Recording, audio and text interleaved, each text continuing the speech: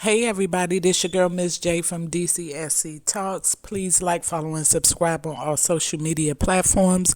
Also note that everything in this video is for entertainment and educational purposes and falls under the Fair Use Act.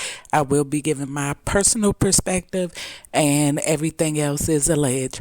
So let's go ahead and get into it. I wanted to do a video on Takeoff. I hadn't done a video in about a week or two, just because of the holiday time was approaching. It's a fresh and open wound, and I just want to kind of give it a little break.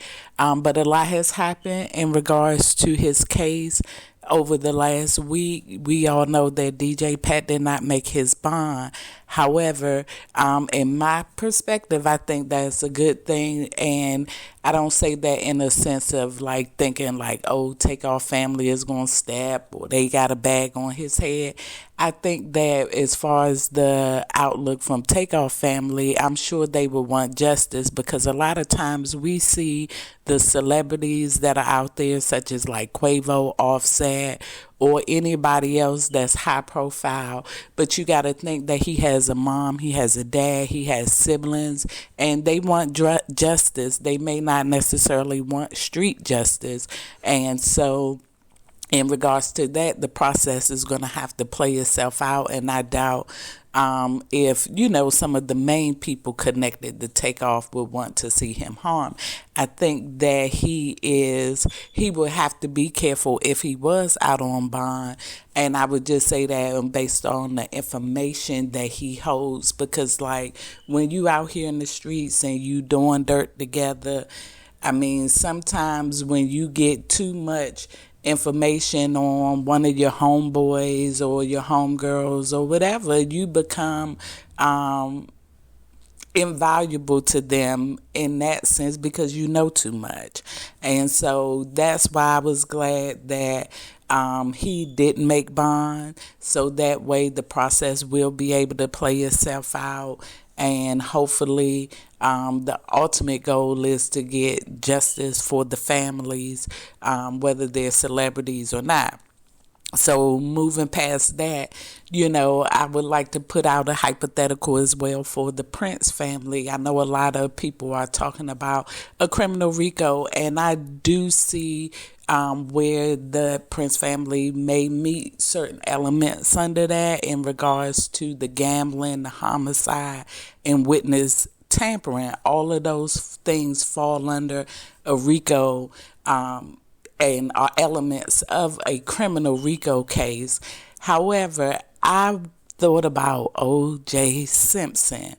And what took O.J. Simpson down? It wasn't a criminal. It was a civil, because you got to think of a high-profile family such as the Prince family. The feds have allegedly tried to take them down before. So, if a criminal RICO, a lot of people that are on that side are going to say, oh, that's just retribution because they couldn't get him back all the way from 19 whatever. But like I said, with O.J. Simpson, and also what made me think of O.J. Simpson in regards to the Takeoff case is how the Houston police may have handled, allegedly, evidence collection, dealing with witnesses, and also being overly sensitive to the high-profile people related to the case. And that ultimately hurt the LAPD when they were dealing with the O.J. Simpson case, right? Okay, so they tried O.J., not guilty, so on and so forth. But what took him down? It was the civil case. And I thought about that, the same situation, Takeoff family, Duke the Jeweler family, if they were on the same page and had a meeting of the minds, and brought forth enough evidence, because you also got to think about with a civil case, you don't have to have as much evidence or things are not stricken from the jurors as much as it can be in a criminal case. But bankruptcy can be destruction, and vengeance is mine, thus says the Lord. And I know a lot of people are like, oh, they need to go to jail, whatever, whatever. But that may not be how the Lord see fit to get justice for this particular case. And I'm not saying that's how it's going to work out or anything like that. But I thought that was really logical because, like I said, with the O.J. Simpson case, okay, he beat the case, whatever. But when they brought that civil case, they took him down. You got to think about people thinking, you could think about yourself in the sense you work hard for 20 plus years to acquire a home and put your kids through college and all of those things. Imagine your lifestyle being abruptly, taken away. Even if you didn't lose, because OJ didn't lose all of his income, but he lost a substantial portion of it. And so, because they was never able to take OJ pension, I don't believe, from the NFL. But nevertheless, it changed his whole lifestyle, and that's for a regular person or a rich person. If you used to a certain lifestyle or having a certain bag every month, and that bag is cut down to 25%, again, the same thing with OJ, trying to move stuff around, move money around. And that's what ultimately got him the prison time. It was that lifestyle change that he couldn't handle, as well as, having the element that he had to deal with to get the stuff sold and moved around, etc., ultimately winded him up with some hard prison time. And I do think that's a really highly probable scenario for them if DJ Pat is acquitted on self-defense. If a criminal RICO can't stick, they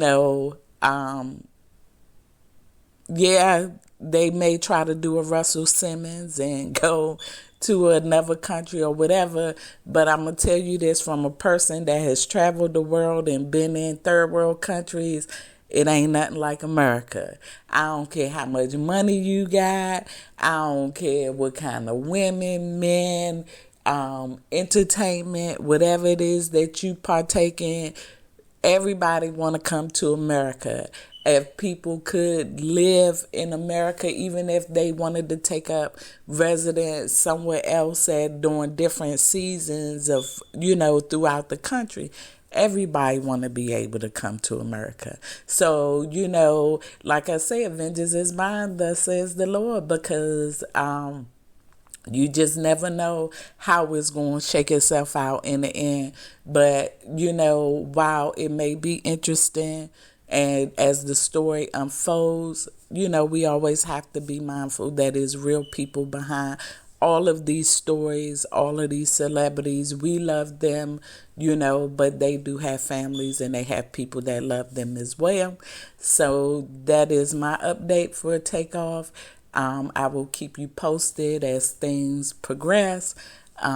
And I hope that everybody has a safe and wonderful new year. I hope that everybody has goals, smart goals, specific, measurable, attainable, realistic, and time-bound goals set out for the new year so that you can reach those desired levels of happiness or whatever it is that your heart desires. So Happy New Year from Ms. J from DCSC Talks, and I will be looking forward to a wonderful 2023 with everyone.